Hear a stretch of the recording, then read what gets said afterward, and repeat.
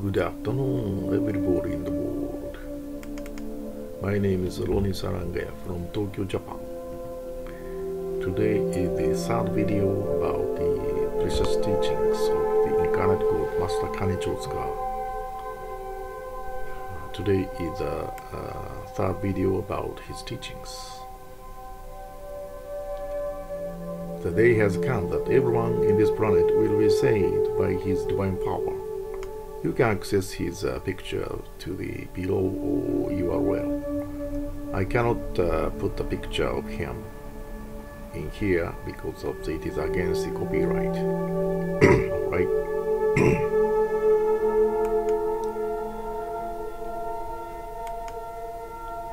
And as I said, his precious photo is below URL. You can click the above one is a Japanese version, and the below one is in the English version. You can click, or you can copy and paste to other of your PC and personal computer and click it. You can see his very precious photo. Before reading about his precious teachings, I'd like to reiterate again about Master Kanichi Otsuka. Master Kanichi Otsuka was born on Shikoku Island in Japan on 3rd May 1891. Even as a child, he predicted the future, cured the sick, and invented many devices. People looked up to him as a wonder child. Over a period of 10 years, he traveled widely and confirmed the reality of his divine power, not only around Japan but also throughout Korea, Manchuria, Mongolia, and China. He visited the high mountains and deep ravines where no one had set foot before. During these years, he exercised his divine power and confirmed his inborn unity with the fundamental principle of this universe. He taught people the divine way. It is the truth, common to all fields, including medicine, education, and politics, science, ascending to heaven. Since ascending to heaven in 1972, he has constantly worked great miracles to help people throughout the 3 stages, past, present, future, of their existence. He was born in 1891 in here and went back to his divine position in 1972. I never saw him actually, although I'm the follower of him, but I never saw him. But I had experienced miracles about my kind of skull expansion and to cure my personal agony. So he was born Awa in Shikoku Island in 1891. Well, Hokkaido North Island is just a bit cutting here, but we have 4 main islands, among which the smallest one, Shikoku. The shape is similar like Australia, miniature of Australia continent. That is Awa. It's a red point here. Okay, he was born here. And also, I'd like to reiterate why we believe, the followers believe that Master Kanichi is a kind of savior or Christ. We believe that Master Kanichi Otsuka appeared in Japan as a savior, or Christ I would say, who is one with God, predicted by both Buddha and Jesus Christ a long time ago. Some reasons for believing this are: after religious training or liberation, some persons from other regions and some spiritualists have sometimes developed miraculous powers. Master Kanichi Otsuka, however, is very different because he was born with the divine power and didn't need to develop it. He performed miracles even as a child. Secondly, even as a young boy, he made many predictions about how the world would develop. Events have unfolded just as he predicted. Thirdly, Master Kanichi Otsuka had the power to save people without taking any physical action at all. He doesn't touch anybody, and his power caused miracles to happen to plants, animals, and even inanimate objects.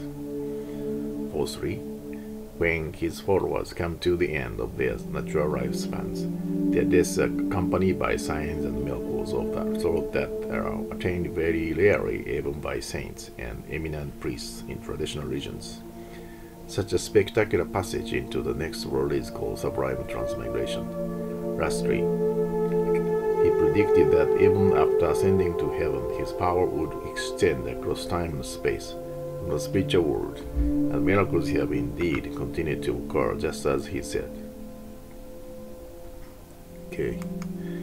And teachings 1 already I have read and explained. I will skip it. Teaching 2 also in the last video I already explained. So today is teaching 3. Okay, so let me come back before. Okay, preacher's teachings number 3. I'd like to read carefully. You listen, okay? All things in the world have a path they must follow that are determined by nature. In religion, that path is called the way of God, while philosophy calls it truth, and science calls it the fundamental principle by which things arise. If people follow that principle or law, they realize true peace and prosperity. But if they act in ignorance of it, or while ignoring it, they perish for violating natural law.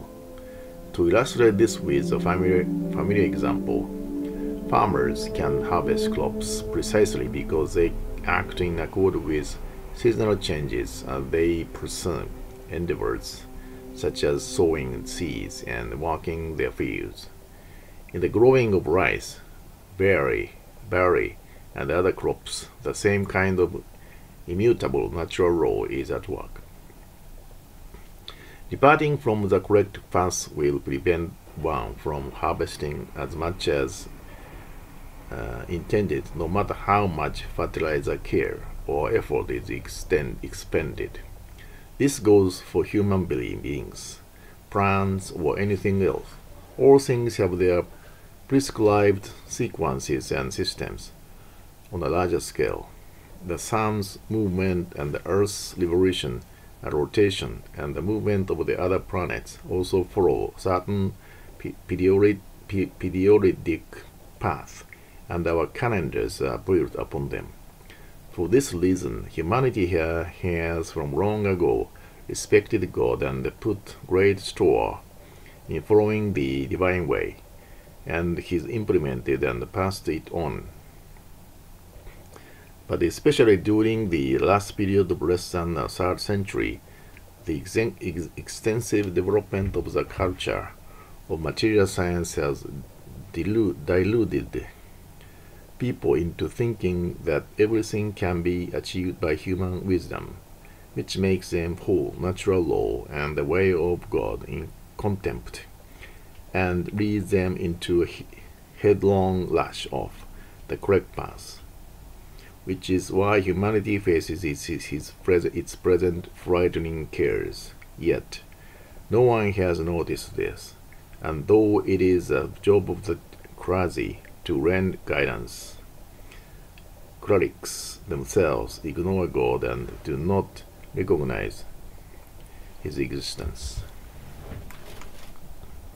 Even though in their professional capacities, they preach of God and the Buddha, clerics who in their hearts rarely believe are scared, held hostage by special perceptions gained through vision that is incapable of discerning the essence of something even though only slightly removed.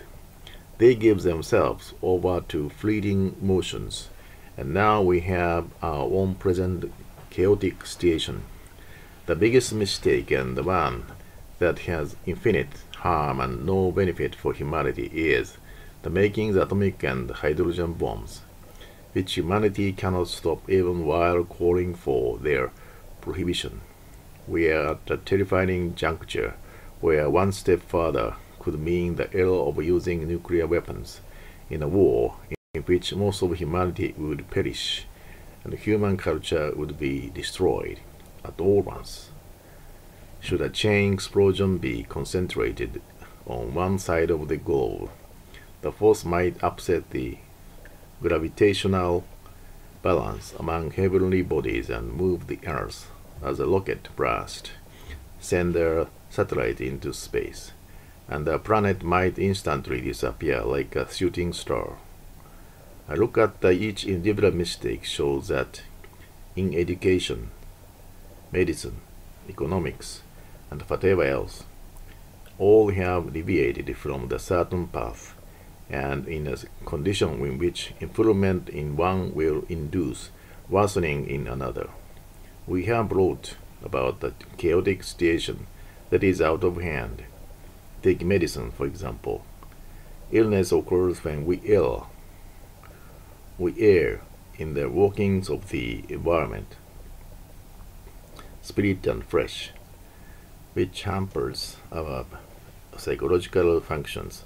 Although physicians should bring the ill back to the way of God and lend guidance, allowing them to gain health, longevity, and true happiness, they do not perceive this and cut out unsound body parts while doing nothing about the causes.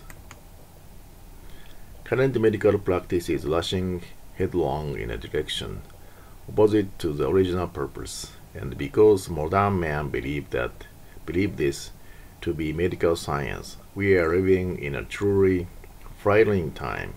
If we were now to fully exploit the distinctive features of the spiritual science culture that Orients have already had, bring humanity back to the way of God, and guide it down the correct path, it would resolve our present contradictions and the chaos, and allow a return by everyone in the world to finding common advantage, thereby leading to an ideal society of coexistence and prosperity. East Asian people have been assigned that important role. Humanity the world over has received a huge boom from the Western material science culture until now, in response and in the sense of the repaying the West's kindness. We now have the vital role of using the Eastern spiritual science culture to show the world the correct way of God and deliver humanity from the chaos of today's world. The ultimate Shintoism that I teach began its activity to make that possible. Okay, this is the end of the third precious teachings. Coming back again. Well, like I said in previous videos, actual teachings is taught in Japanese, which has a kind of verbal spirit. So this is a kind of a direct translation from Japanese language to English. So the real meaning might be just be different. So if you learn Japanese and read or listen to his tapes of the recorded his teachings, might be better option. But anyhow, that it's not so easy to learn Japanese, so you can learn Master Kanichi's precious teachings by these translations. Okay. Well, this translation is not so. We don't have such large numbers. Although maybe his teachings about his stay in this planet so 81 years is more than maybe 10,000, but maybe translation one is very limited. But anyhow, that I'd like to make an effort to disseminate these precious teachings to the people all over the world. So thank you very much for your intensive listening. Have a nice day.